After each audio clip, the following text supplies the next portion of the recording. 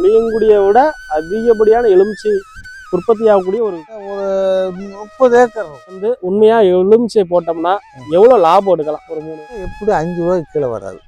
நல்ல விலை கிடைச்சிச்சுன்னா ஒரு 5 லட்சம் ரூபா. 5 லட்சம் ரூபா உறுதி. நிதானமா காய்ச்சாலுமே ஒரு குண்டால் வரும். ஒரு குண்டால் ஏக்கருக்கு ஒரு செடிக்கு. மார்க்கெட்ல நம்மளுக்கு என்ன ரேட்டு போயிட்டு இருந்துச்சு? கிலோ வந்து 100 110 போய்கிட்டே இருந்தது.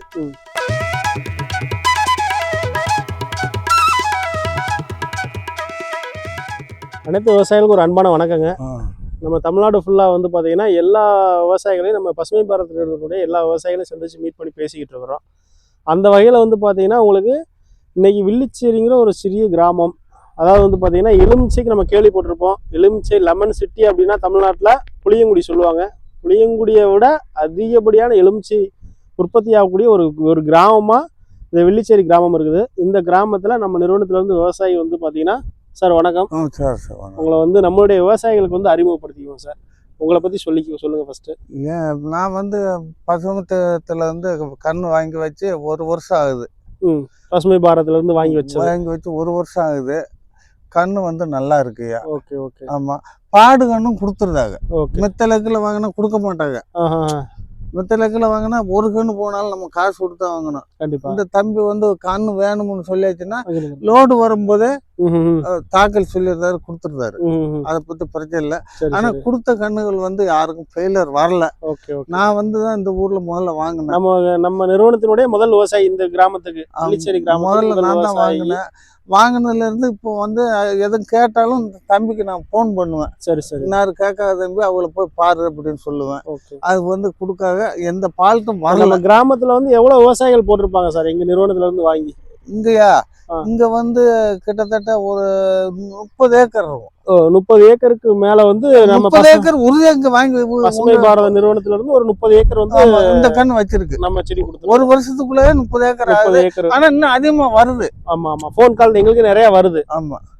ஆனா இங்க இருந்து இந்த நிறுவனத்துல இருந்து திருச்சியில இருந்து ஒரு மேடம் வந்து கேட்காங்க, வாரத்துக்கு ஒரு தடவை கேட்பாங்க. என் போன் நம்பர் இந்த தம்பி கொடுத்துருக்காங்க உங்களுக்கு. அது கொடுத்ததுனால கண்ணு எப்படி இருக்கியா, என்ன செய்து எது செய்யணும் கேட்காங்க. நான் அங்க இருக்க நிலைமையும் சொல்லுவேன். சரி சரி. இந்த மாதிரி கண்ணு கேட்காங்க, அவங்க தம்பியை வர சொல்லுங்கன்னா அங்க இருந்து அவங்களுக்கு போன் வந்திருக்கும். நானும் அந்த தம்பிக்கு நேரடியா போன் பண்ணுவேன். வந்தா தம்பி வந்து பார்க்காம போக மாட்டாங்க.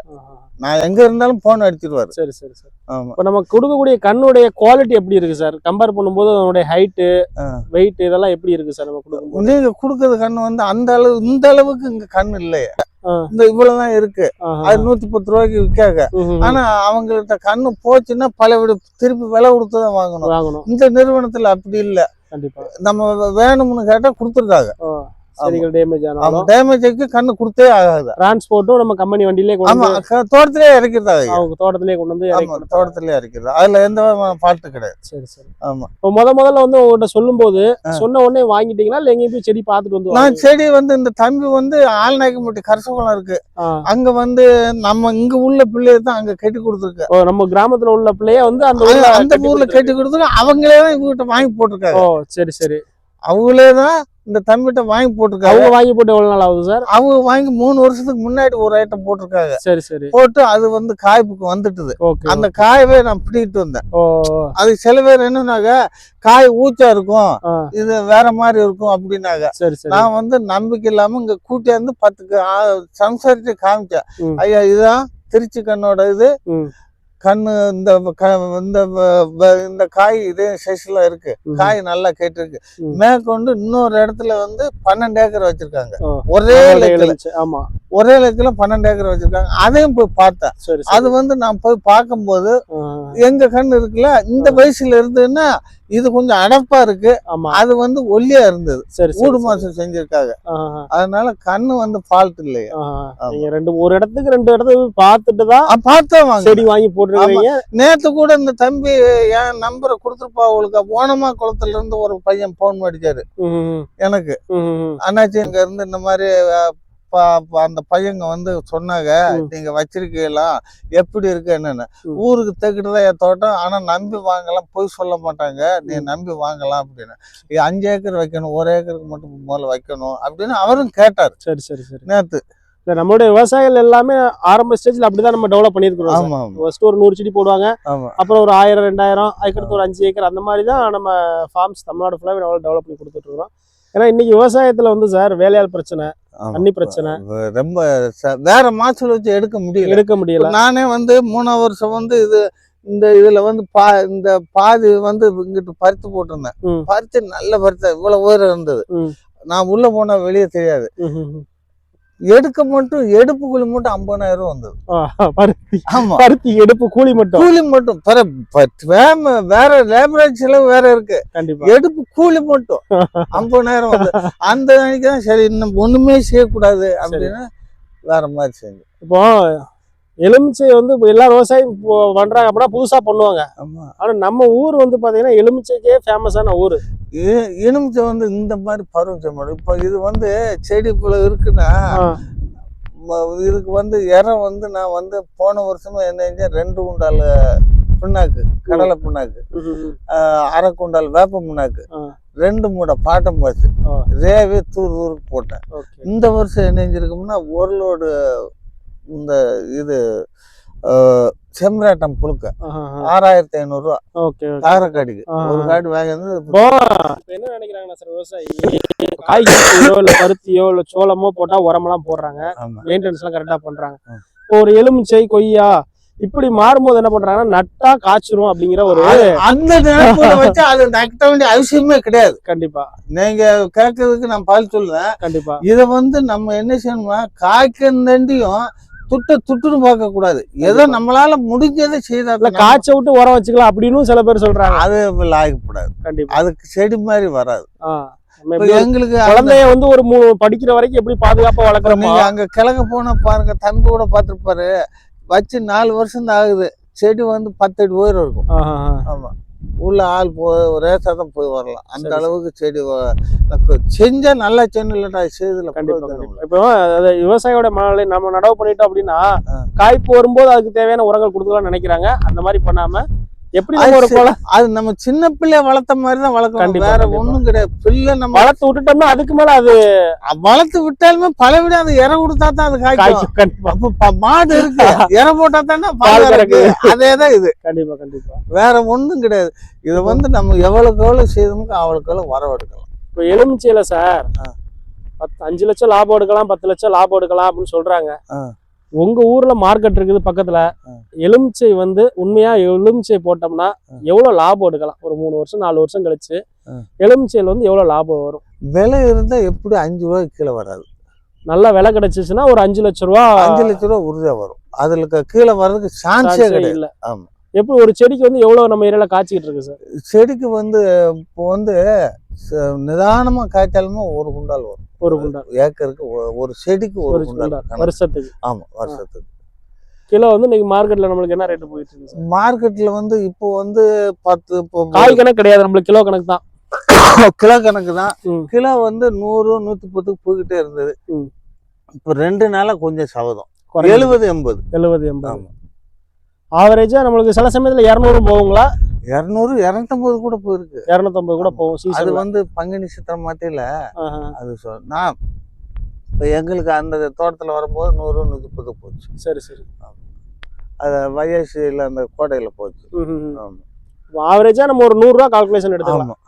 எலுமிச்சை சாகுபடி பண்ணி எலுமிச்சையில வருமானம் எடுத்து நம்ம ஊர்ல நிறைய விவசாயிகள் கோடீஸ்வரர் ஆயிருந்தாலும் நான் கேள்விப்பட்டேன். அதெல்லாம் உண்மைங்களா? இல்ல, வசதியா இருக்கு. அதெல்லாம் இடங்கள்லாம் நல்லா. இங்க வந்து சாதாரணமா 2000 ரூபாய்க்கு வாங்குறதுக்கு இந்த இதுக்கு தெற்கெல்லாம் வந்து 2000 ரூபாய்க்கு வாங்க நாதி இல்ல. ஏக்கர் இப்போ 10 லட்சம்னால இடம் இல்ல. ஆமா. இந்த இதுக்கு நேர ஒரு கிணறு போயிடு. அதுக்குதான் தம்பிகிட்ட சொன்னேன், மாட்டுக்கு மேல ஒரு 350 கண்ணு வேணும் அப்படின்னு. நம்ம பக்கத்து வீட்டுல சொந்தக்காரர் தம்பிக்கு தெரியும். சரி சரி. அது மாதிரி ரொம்ப டெவலப் ஆகும். இங்க பூராமே என்ன இது எலுமிச்சை தான். ஆமா. நான் வச்ச பிற்பாடுதான் எல்லாருக்கும் இங்க வந்து கொஞ்சம் ஆர்வம் வந்திருக்கு. மாட்டு விவசாயம் பண்ணுவோம். நான் கூட அங்க வச்சிருக்க மாட்டேன் தம்பி. சரி சரி. அது வந்து மானம்பரிய காடாத்தான் வாங்கினேன். நான் வாங்கின முஞ்சதான் அது வாங்கினேன். இது வந்து கொஞ்சம் சவர் தண்ணியா இருக்கு, ம். இது வருதோ வரலையோ வருதோ வரலையோ உப்பு தண்ணியா இருக்கு அப்படின்னு நினைச்சு இதை வைக்காம விட்டுட்டேன். இல்லாட்டி எப்பவுமே இது செடி வைக்கிருக்கலாம். அதுக்கு பிற்பாடு இந்த தம்பி வந்து சொன்னா, ஐயா தண்ணி சவர் தண்ணியா இருக்குன்னு. எங்க கண்ணு எந்த தண்ணிக்கும் வரும், நீங்க பூசாம வைங்க, அது எத்தனை கண்ணு போனாலும் நான் திருப்பி தாரேன். கண்டிப்பா. எவ்வளவு நாளைக்கு ஒட்டே வந்து பார்க்க வராங்க சார் ஃபீல்டுக்கு? அது எப்படியாவது ஒரு 10 நாளைக்கு ஒரு 15 நாளைக்கு ஒரு வருவாங்க. இந்த பையன் வர்றதால இன்னும் வேற ஆட்களை வந்து பார்க்க வராங்க. இவன் இந்த பையன் வந்து நல்ல அறிமுகம், வேற தெரியாத பையங்க அப்படியே வந்து பார்க்க. இந்த பையன் வந்து முதல்ல இருந்து இங்க எல்லார்ட்டையும் நல்ல பழக்கம். நம்ம கிட்டத்தட்ட நம்ம ஸ்டாஃப் இருக்கிறாங்க அப்படின்னா அந்த ஏரியா ஃபுல்லா ஃபாலோ பண்ணிட்டே இருப்பாங்க. நல்ல பழக்கம். ஆனா இன்னும் கண்ணு உங்க கண்ணு ரொம்ப போகும். கண்டிப்பா டெவலப்மெண்ட் கொடுத்துட்டோம் அப்படின்னா எங்களால உங்க ஊருக்கு எங்களால கொடுக்கவே முடியல. சொல்லணும் அப்படின்னா நிறைய டிமாண்ட்ஸ் வருது, நிறைய உங்க ஊர்ல நிறைய சப்ளை பண்ணிருக்கோம். அது இல்லாம இந்த சின்ன கொஞ்சம் சாம்பிள் செடி வாங்கியிருக்கோம், நிறைய வாங்கியிருக்கிறாங்க. ஆமா ஆமா.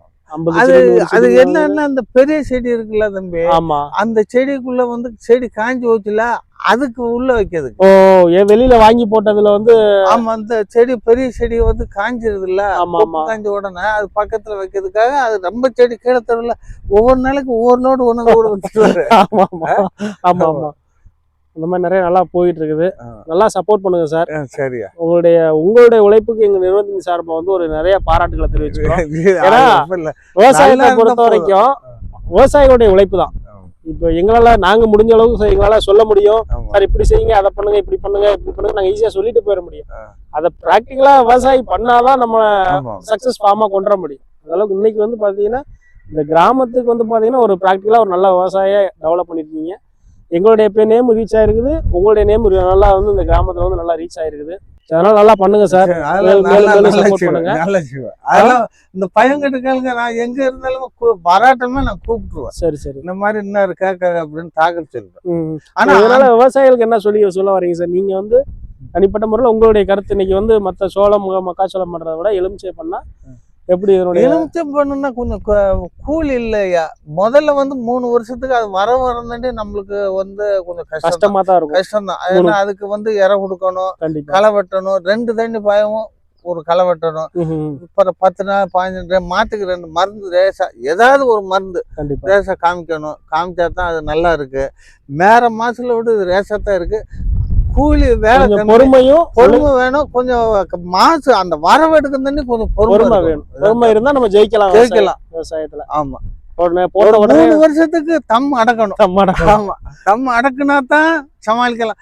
நம்ம போட்டோமே ஒன்னும் வரலன்னு விட்டுட்டோம்னா போச்சு. கண்டிப்பா கண்டிப்பா. இப்ப இந்த செடி இருக்கு, இதுல என்ன வருதுன்னா விட்டுட்டா அவ்வளவு செலவு மட்டும் தான் பண்ணிட்டே இருக்கிற மாதிரி இருக்கு அப்படின்னா அப்படி இல்லை. இப்ப இந்த அடுத்த வருஷம் அது ஈடு கட்டிடும். ஓகே, அந்த காய்ச்சிட்டு இருக்கிறது வந்து ஈடுகட்டி. போன வருஷமே வந்தது. செடி மாத்து செடி எங்கேயோ 1 2 தான் கட்டிச்சு. ஒரு 1.5 ரூபா 2 ரூபாய் என்ன இருக்கு. ஓ, அங்கே அப்போ கொஞ்சம் காய்ப்பு வந்ததே ஒரு செடியில 2 ஒரு பக்கம் அரை பக்கம் தாங்க இருந்தது. கண்டிப்பா இந்த வருஷம் பூ நல்லா எடுத்துருக்கு. அது போர் ஓடிக்கிட்டு இருக்கு, நான் கிணறு வெட்டணும். அது எப்படியும் 10 லட்ச ரூபா ஆகும். கண்டிப்பா. சரி, ரொம்ப நன்றி சார். சரி.